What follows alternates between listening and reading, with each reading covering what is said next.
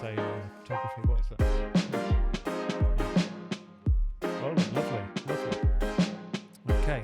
Welcome to LIFITV at the Leeds International Festival of Ideas. And with me now, Andrew Edwards, the award-winning broadcaster and hosting tonight Finding Hope in Creativity, Music is Medicine, alongside the BAFTA-winning actor Vicky McClure, MBE, and our Dementia Choir. Andrew, thank you for joining us. Love LIFITV.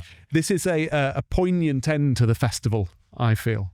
And yes, very poignant, and very poignant for me, because one of the things I love about LIFI is you don't just have a host who asks the questions and makes sure everybody just about sticks to time. They're hosts for whom these things matter, and this is personal to me. And I think I should probably just explain, this is my support animal, or more particularly was my mum's support animal, because this is Ripple. And towards the end of her life, my mum had dementia, lived with dementia and died with dementia. I gave Ripple the donkey to my mum because she'd loved animals all her life. And I thought it was quite difficult to get her a present that means something. I gave her Ripple, and he became her constant best friend because she'd sponsored a real life donkey up at Eckup, north of Leeds, called Ripple. And so here is Ripple on stage with us as well this evening. At the Donkey Sanctuary, of course, up at Eckup. Absolutely. What did you think when you first heard the title? Obviously, you were invited, and I've spoken to you before about being pleased to be part of the Festival of Ideas. But when you heard the title, Music is Medicine, did that hit home with you? I got a sense that it hit home with you. It hit home immediately, because part of the problem with dementia is, as we know, we're making medical advances, but there is no medicine. There is no cure for dementia. When I was doing my weekly audio diary, sometimes people would say, I hope your mum gets better. And I knew this was a journey with only one end, but making the life live with dementia as good as it can be is so important. And Mum loved music all my life. I remember her singing Que Sera Sera in the kitchen, which she'd adapt the words for to include my brother and me. And all my life, music was a part of that.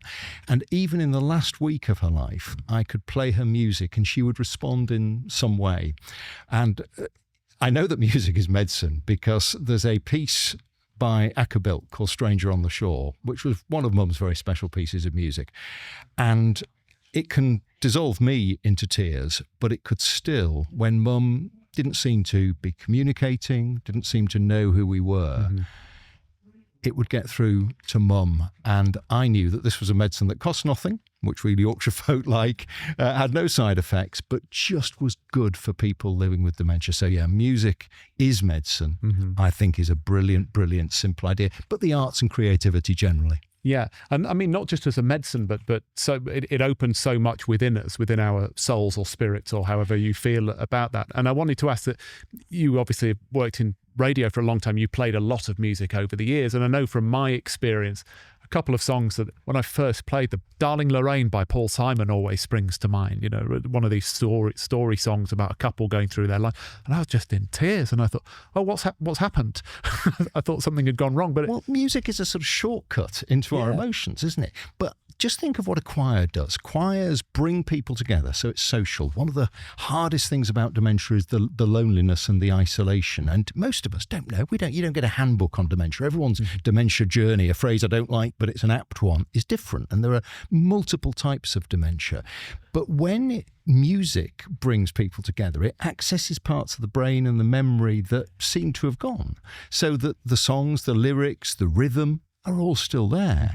And people, often, my mum was one, become less inhibited when they have dementia. So often they just give it a go and will sing out. So I think it's brilliant, not just for the person living with dementia, but for the carer, son, the daughter, the spouse, whoever it may be, the brilliant friends we saw on Vicky McClure's programmes, who are there with that person. So music does so much more than just give you music. It brings you company.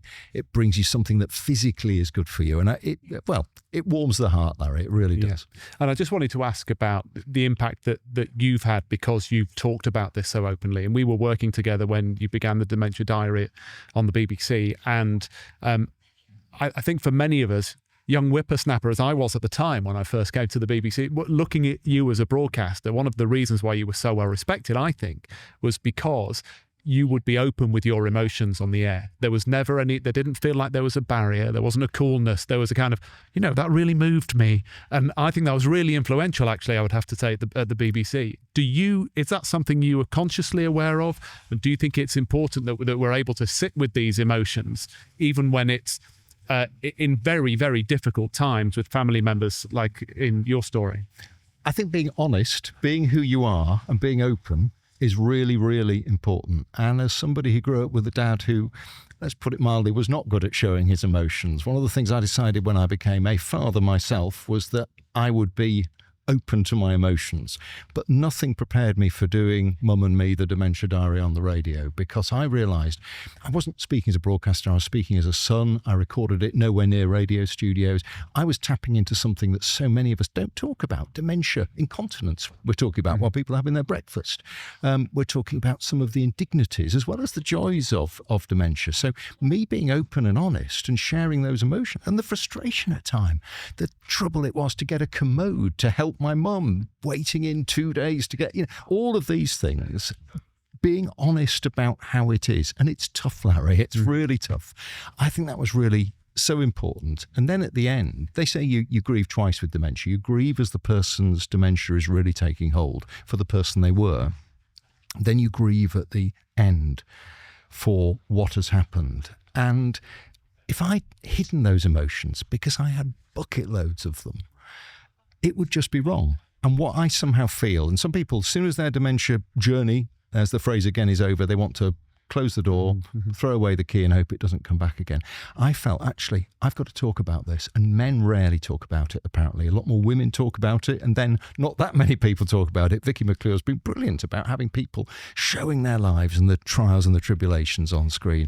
It's felt really important to me in a way nothing ever has before. Yeah, well, it's clear that you are absolutely the right person to be hosting this event tonight, but why was it for you when you got the call that you wanted to be part of LIFI and particularly this event? I've lived in Leeds for 30 plus years. I've broadcast to West Yorkshire for years. I care passionately about Leeds. I love what LIFI does. I love the idea of ideas that challenge and are bold. And I love the Leeds Playhouse. So sitting here in a place I've been to countless times, on many occasions with Mum when she was still alive, to see Christmas shows, for example, to talk about something that matters to me with the brilliant Vicky McClure, who I think's great. I mean, this is a bit of fanboy stuff going on, but also Dr. Nikki Taylor, who I've worked with before, who's worked here at the theatre herself. She's a dementia expert and is a brilliant, brilliant person for spreading the dementia word and making life better. How could I say no? It's just fantastic. Brilliant. Andrew, thank you for joining us on LIFITV. Thank you so much, Larry. And thank you for watching and or listening. There's plenty more on the Leeds International Festival of Ideas website.